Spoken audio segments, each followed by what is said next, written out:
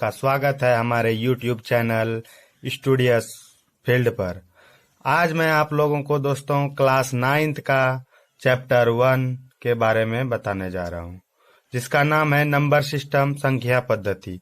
अगर आप लोगों को वीडियो पसंद आए तो लाइक, शेयर और कमेंट जरूर करें तथा अपने दोस्तों में भी इसको शेयर करें।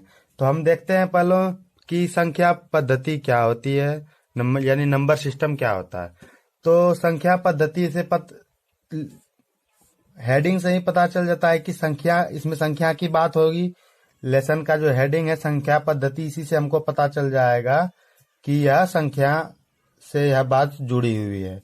तो हम देखते हैं कि संख्या पहले कितने प्रकार के, क्या क्या, कैसे कैसे होते हैं। तो देखते हैं कि हम प्राकृतिक संख्या, तो प्राकृतिक संख्या में क्या होता है दोस्तों, 1 2 3 4 5 ...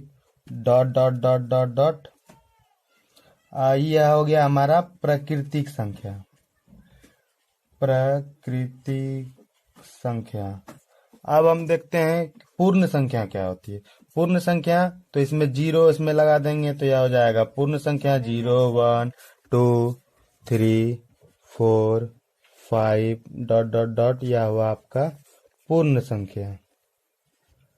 यह आपका हुआ पूर्ण संख्या। अब हम देखते हैं कि पूर्णांक संख्या, पूर्णांक किसको बोलते हैं। तो पूर्णांक में क्या होता है दोस्तों, -3 -2, माइनस वाली संख्या, -2 -1 0 1 2 3 ... यह हमारा हुआ पूर्णांक संख्या। अब देखते हैं परिमेय संख्या किसे कहते हैं।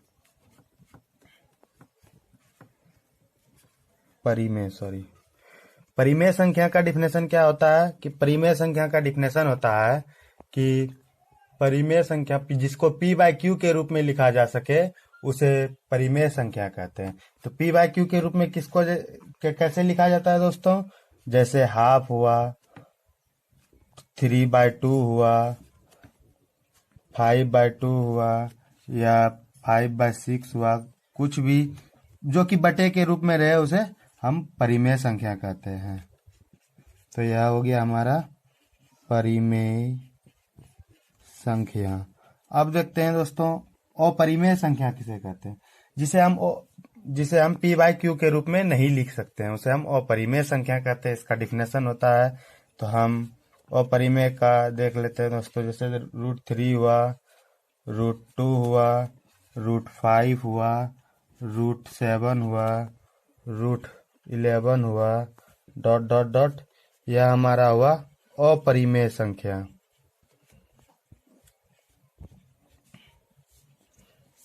यह तो हो गया हमारा संख्या पद्धति का। इसको अब हम सीधा सवाल पर आते हैं। तो हमारा सवाल क्या है, देखते हैं दोस्तों कि सवाल हमारा क्या है।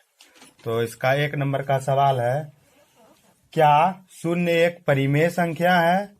क्या आप इसे p/q के रूप में लिख सकते हैं जहां p और q पूर्णांक है और p ≠ 0। तो अब हम इसका देखते हैं कि क्या होता है। तो इसका हमको आंसर, 1 नंबर का आंसर क्या होगा दोस्तों। तो इसमें क्या बोला कि क्या 0 एक परिमेय संख्या है। तो हाँ, 0 एक परिमेय संख्या है। इसे है क्योंकि 0 को 0/1 के रूप में लिखा जा सकता है। तो हम यहाँ पर क्या देखते हैं दोस्तों, हाँ, 0 एक परिमेय संख्या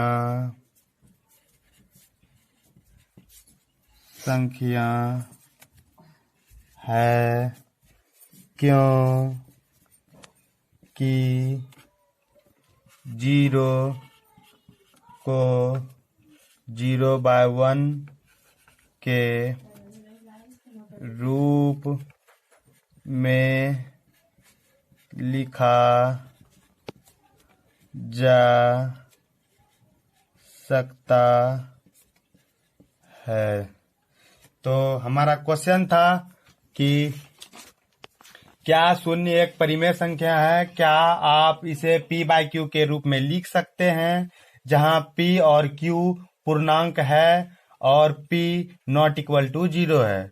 तो हाँ, हम शून्य एक परिमेय संख्या है, क्योंकि शून्य को 0/1 के रूप में लिखा जा सकता है।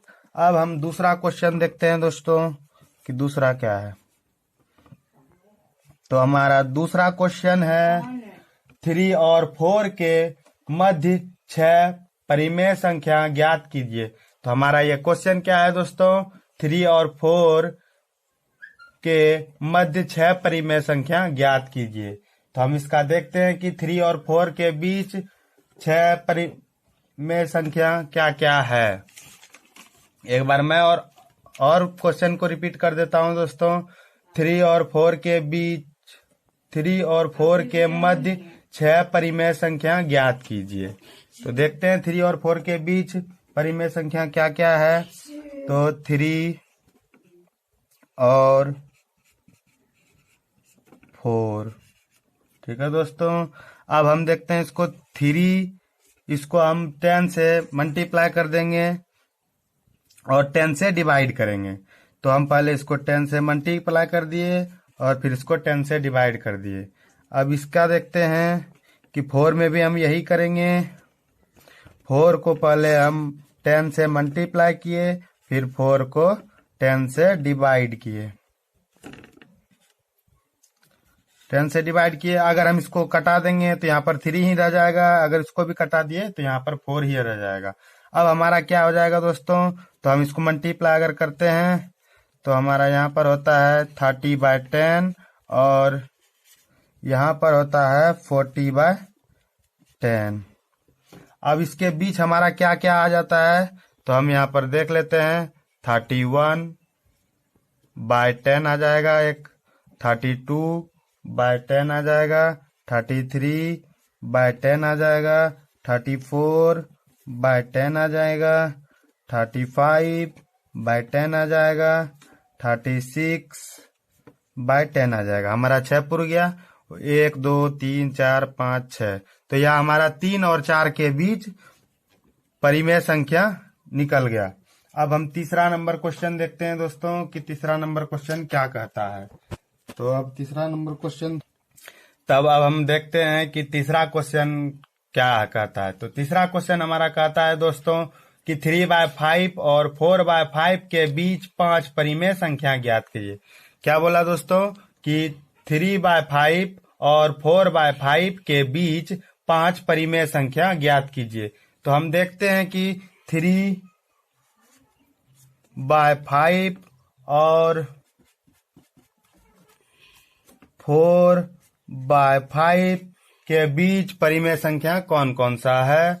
हम क्या इसमें बोल रहा है दोस्तों कि 3/5 और 4/5 के बीच 5 परिमेय संख्या ज्ञात कीजिए।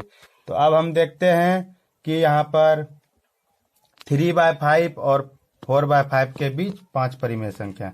तो उसी तरह जैसे हम की इसके पहले मैंने आपको जिसको 3 के पहले जो 2 में आपको बताया था कि उसको 10 से मल्टीप्लाई करना है और 10 से डिवाइड करना है। तो सेम रूल इसमें भी हो जाएगा कि 3/5 इंटू 10/10 एंड 4/5 इंटू 10/10। अब हमारा हो जाएगा, इसको मल्टीप्लाई कर देते हैं। यहाँ पर हो जाएगा 30/50 एंड 40/50। यह हमारा हो गया। अब इसके बीच देखते हैं हम 30 और 40 के बीच कौन कौन सा परिमेय संख्या आता है। तो हमारा 31 पहला परिमेय संख्या, 31/50। दूसरा हो गया 32/50। फिर तीसरा हो गया 33/50। चौथा हो गया हमारा 34/50 और पांचवा हो गया हमारा 35/50। 1 2 3 4 5। तो हमारा हो गया 3 और 4 के बीच मतलब 3/5 और 4/5 के बीच हमारा निकल गया 5 परिमेय संख्या। अब हम चौथा क्वेश्चन देखते हैं दोस्तों कि चौथा में क्या बोलता है। तो हमारा चौथा नंबर क्वेश्चन है कि नीचे दिए गए कथन सत्य हैं या असत्य हैं, कारण सहित अपने उत्तर दीजिए। तो हमारा पहला क्वेश्चन है, इसमें ट्रू और फॉल्स का बात वो कर रहा है कि हमारा पहला क्वेश्चन है, प्रत्येक प्राकृतिक संख्या एक पूर्ण संख्या होती है। क्या प्रत्येक प्रकृति संख्या पूर्ण संख्या होती है? तो हम देखते हैं दोस्तों। तो अब हम इसको, हाँ, यह प्रत्येक प्राकृतिक संख्या पूर्ण संख्या होती है, क्योंकि अब हम इसको उल्टा कर पढ़ते हैं। क्या एक पूर्ण संख्या प्राकृतिक संख्या होती है? तो हाँ, इसको हम क्वेश्चन को सिर्फ उल्टा दिए। हाँ, तो हम इसमें क्या लिखेंगे दोस्तों? हाँ, प्रत्येक प्रकृति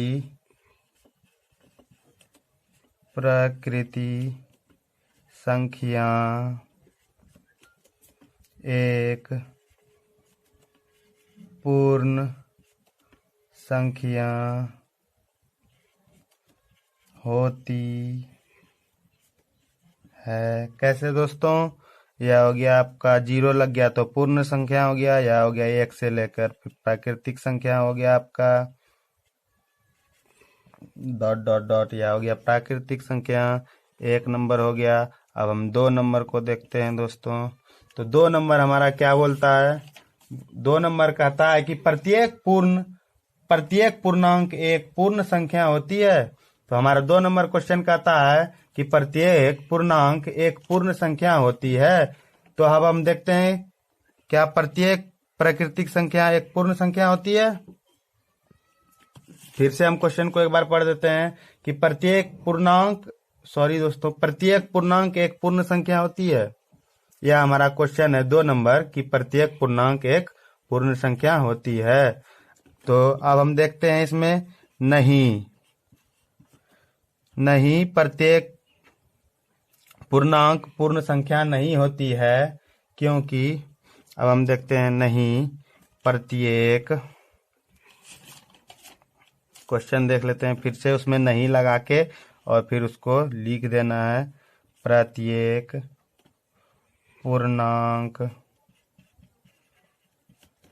एक पूर्ण संख्या नहीं होती है, क्योंकि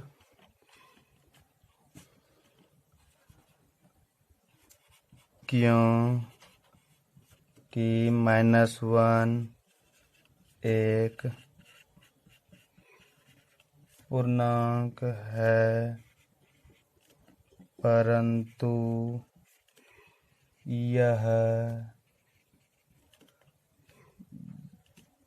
परंतु यह एक पूर्ण संख्या नहीं है। तो क्या हो गया दोस्तों? नहीं, प्रत्येक पूर्णांक एक पूर्ण संख्या नहीं है, क्योंकि -1 एक पूर्णांक है, परंतु यह एक पूर्ण संख्या नहीं है। तो अब हम तीसरा क्वेश्चन देखते हैं दोस्तों।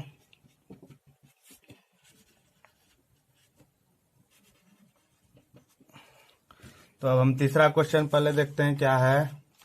तो तीसरा क्वेश्चन में हमारा कहता है कि प्रत्येक परिमेय संख्या एक पूर्ण संख्या होती है। प्रत्येक परिमेय संख्या एक पूर्ण संख्या होती है। तो अब हम यहाँ पर क्या हो जाएगा दोस्तों? तो होगा, नहीं, प्रत्येक परिमेय संख्या एक पूर्ण संख्या नहीं होती है।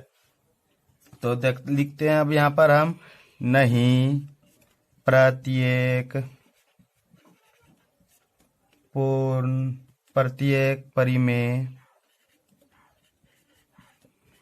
परिमेय संख्या पूर्ण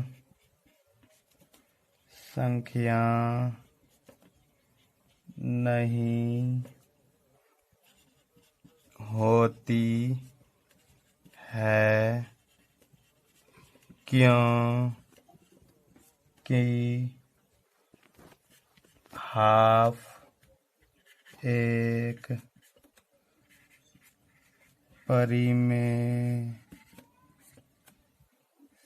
संख्या है, परंतु